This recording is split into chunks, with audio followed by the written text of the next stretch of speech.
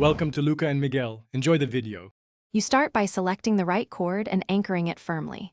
Make sure the rope length gives you about 1/3 extra to finish the knot. Next, form a bight and create 2 overlapping loops side by side. This is your working foundation.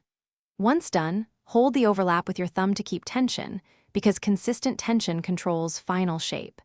As you proceed, watch how each loop stacks. Small shifts now prevent larger corrections later, and you'll save time in the next steps. Now you weave the working end through those loops, following a deliberate path. Under, over, then under again to build the interlocking pattern. Make sure you cross turns evenly and maintain about 0.5 to 1 cm spacing so the knot remains flexible yet secure.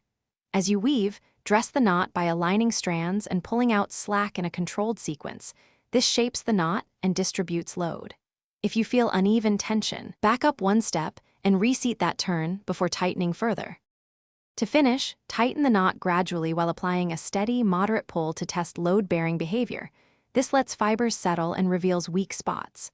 Once snug, trim or tuck any excess and melt or fuse synthetic ends to prevent fraying. If the knot slips or shifts under load, add an extra tuck or a simple safety hitch to the working end to lock the structure. Finally, retest under load. If tension still changes, loosen, redress, and repeat the locking step until the knot. Thanks for watching and please subscribe. It's the best investment you'll ever make.